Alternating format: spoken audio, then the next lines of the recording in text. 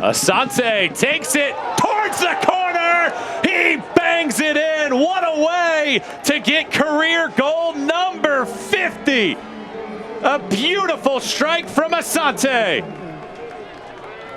Tenari takes this corner very low, a dummy. Suggs, left-footed shot, and he strikes it into the back of the net.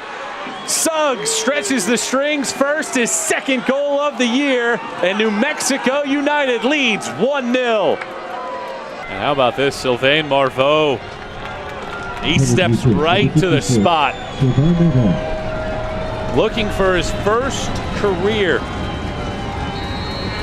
goal here with Charlotte. He steps to it, strikes it low, and it's saved by Kuzminski. Monster PK save by the 27-year-old. Torres takes it short. Lewis gives it right back to Torres. From the training ground, onto the pitch, and a wide open chance. Edwards sticks it in. Colorado Springs takes the lead on the second goal of the year for Edwards. It's a wonderful evening for soccer in the USL Championship presented by SSM Health St. Anthony's. OKC Energy, winners of 4 of its last 6, taking on Sporting KC, 2 winners of 2 of its last 3 here at Taft Stadium with former Manchester United keeper Gary Bailey. Michael Wottreng, happy to have you along for the ride here this evening as we take a look at the standings in the Central Division. A very tight race. OKC Energy with this big surge has put themselves into the playoff picture. But Sporting KC 2 just 4 points behind that playoff spot. Yeah, exactly, Michael. Imagine if Sporting Kansas City 2 do win. They'll be a point behind OKC. 49th minute.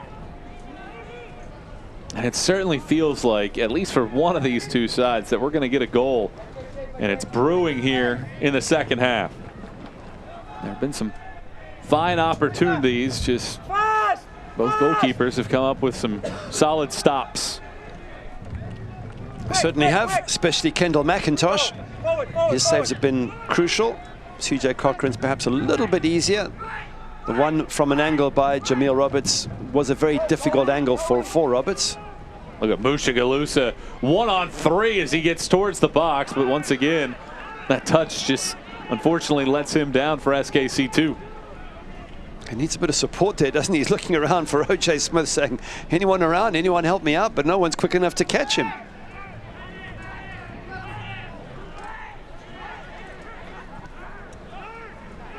Space here for the Energy. The sideline.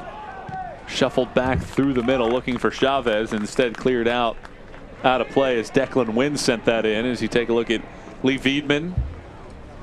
Took over on June 4th for this club, and his team has played extremely well since. They have, and they've always seemed to manage to find a way, with the exception of Lou City, which is no disgrace. They've found a way to get through teams, to penetrate them somehow, even if it is in the last few minutes of a game. And no doubt Lee is thinking the same thing. What can I do? Is it crosses to the big Jaime Chavez? Does Bijev need to get freed up on the edge of the box? Who is it? Which player is it? What tactic is it that can get my team the advantage? 50th minute, and it's becoming a more and more difficult SKC2 team to score against, despite the fact that they've given up the 4th most goals in the league. They haven't allowed one now in the last 163 minutes of action. Daniels wants to take a shot, and McIntosh comes up with strong hands once more. Now Daniels is certainly testing the goalkeeper. It's another excellent strike. Lots of power behind the ball. It's within McIntosh's range, so he should save it, but still it's not an easy save, and he gets it away from trouble as well. He's been a busy goalkeeper tonight, has Kendall McIntosh. He's had a lot of questions to answer, and he has been stout.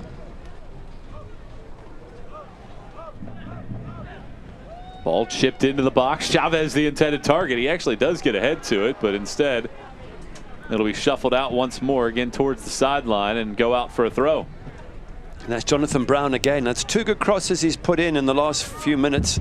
Here's a shot from the edge of the box. Aidan Daniels set up. Yeah, it's fairly close to Kendall McIntosh, but nonetheless, got to keep an eye on the ball and get rid of it. So a decent save from the goalkeeper. But point there about Jonathan Brown. I wonder if he's been told, get more balls, get more crosses into the box to Jaime Chavez. Couple screamers from Daniels. McIntosh has stood tall on him. 52nd minute, still scoreless. It's a time when managers start looking at their bench. Already there's been the one change that we've seen from OKC, but no doubt Paulo Nagamura will be thinking, well, who do I bring on? I've got the likes of Resitar, who's already scored this season, as has Kobe Jones. He scored against Lou City. Two nice options for him. For Lee Vidman, if he wants fresh legs. What about Frankie Lopez, who got the golazo against Tulsa in the last match, and Basulovic? Both managers, no doubt, will start to make changes within the next 10 to 15 minutes. SKC2 with 5 teenagers on their bench, 4 of which are 17-year-olds. So certainly a bundle of energy awaiting on the SKC2 bench.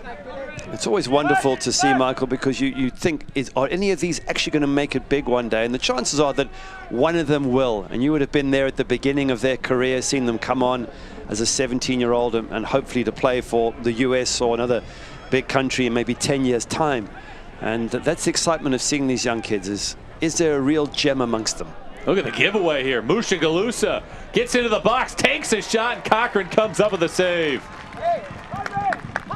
Musha Galusa is such a threat, pouncing on any error. Again, a very tight angle. You would expect Cochran to make a reasonably comfortable save. Galusa, nobody else is up there with him. No one's quick enough. Not Roger Smith, not Jamil Roberts to actually be there to support him. And he does need a bit of help. It's just him on his own up front at times. So Jamil Roberts will take this Little Caesars corner kick.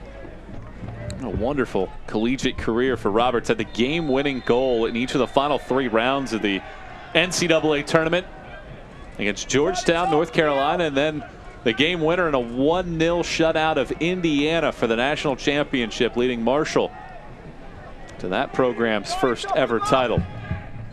And he's played pretty well. He's been the key man on these set pieces. And he strikes this boomerang towards the back post, looking for Kuwich, and it's over his head. And it sails out of play, this time off of a corner kick. Nothing happens for SKC2.